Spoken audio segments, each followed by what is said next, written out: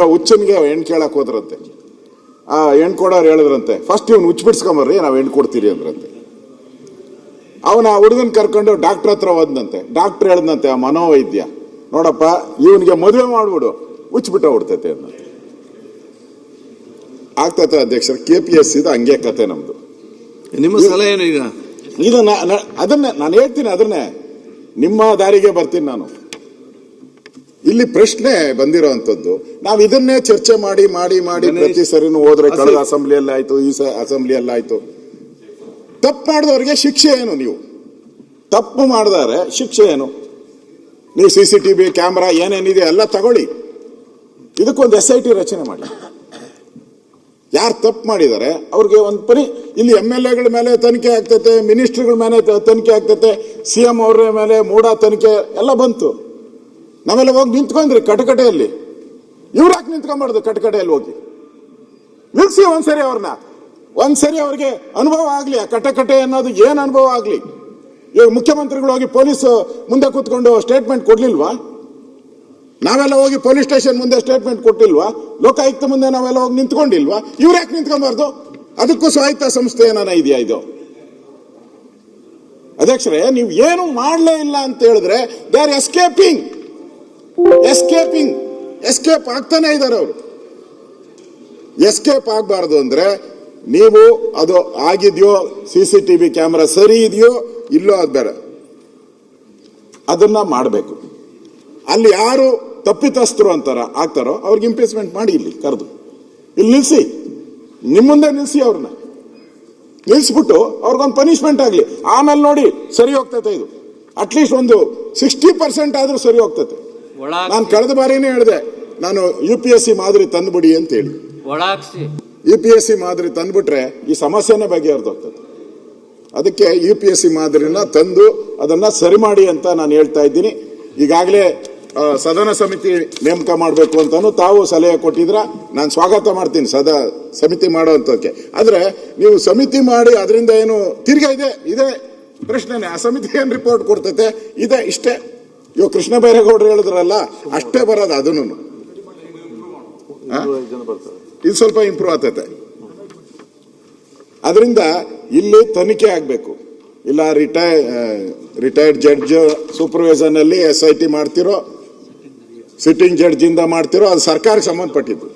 ಆದ್ರೆ ಅವ್ರಿಗೊಂದು ಮೆಸೇಜ್ ಕಳಿಸಿ, ನೀವು ನಾವು ತನಿಖೆ ಮಾಡೋ ಶಕ್ತಿ ಸರ್ಕಾರಕ್ಕಿದೆ, ಈ ಸದನಕ್ಕಿದೆ, ವಿ ವಿಲ್ ಪನಿಷ್ ಅನ್ನೋ ಒಂದು ಮೆಸೇಜ್ ಕೊಡಿ ಅಂತ ನಾನು ಹೇಳ್ತಾ ಇರೋದು. ಭಯ ಇಡಿಸಿ ಅವ್ರಿಗೆ, ಕಾನೂನಿದೆ ಅಂತೇಳಿ, ಕಾನೂನಿದೆ ಅಂತೇಳಿ ಅವ್ರಿಗೆ ತೋರಿಸಿ.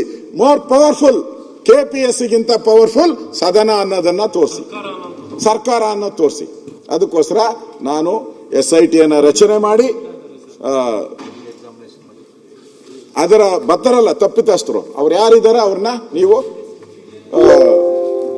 ಇಂಪೀಚ್ ಮಾಡಿ. ಇದಾದ್ರೆ ನನಗನ್ಸ್ತತೆ ಇದೊಂದು ಅರ್ಥ ಬರಕ್ಕೆ ಸಾಧ್ಯ ಆಗ್ತೈತೆ. ಅದರಿಂದ ಯಾರ್ಯಾರು ತಪ್ಪು ಮಾಡಿದಾರೆ ಅವ್ರಿಗೆ ಒಂದು ಪನಿಷ್ಮೆಂಟ್ ಆಗ್ಬೇಕು ಅನ್ನೋದು ನಾನು ಆಗ್ರಹ ಮಾಡ್ತೀನಿ. ಇವಾಗ ಏನು ಆಗಿದೆ, ಹಲವಾರು ತಪ್ಪುಗಳಾಗಿದೆ. ಆ ಸದನ ಸಮಿತಿ ಬರೋವರೆಗೂ ಕಾಯೋದ್ ಬೇಡ, ಅದನ್ನ ಎಕ್ಸಾಮ್ ಮಾಡಿ, ಮೈನ್ಸ್ ಎಕ್ಸಾಮ್ ಮಾಡಿ ಇವ್ರಿಗೆ ಪನಿಷ್ಮೆಂಟ್ ಕೊಡಿ, ಸದನ ಸಮಿತಿ ಮಾಡಿ, SIT ತನಿಖೆ ಮಾಡಿ ಅನ್ನೋ ಒಂದು ಆಗ್ರಹವನ್ನ ಮಾಡ್ತೀನಿ. ಅದೇ ರೀತಿ ಇಷ್ಟೆಲ್ಲ ಕೃಷ್ಣ ತಿಳ್ಕೊಂಡ್ರೆ ಎಲ್ಲರೂ ಹೊಗಳಿದ್ರು, ನನ್ನ ಯಾಕೆ ಯಾರು ಇವು ಹೇಳಲಿಲ್ಲ ಅಂತ. ನೀವು 8 ಜನ ಕೀಳ್ಸಿರೋದಕ್ಕೆ ನಾನು ನಿಮ್ಗೆ, ಸರ್ಕಾರಕ್ಕೆ ನಿಮ್ಗೆ ಅಭಿನಂದನೆಯನ್ನ ಸಲ್ಲಿಸ್ತೀನಿ. ನೀವು ಮಾನ್ಯ ಅಧ್ಯಕ್ಷರೇ, ಇವತ್ತು ಪ್ರತಿಪಕ್ಷ ನಾಯಕ ಈ ಸದನದಲ್ಲಿ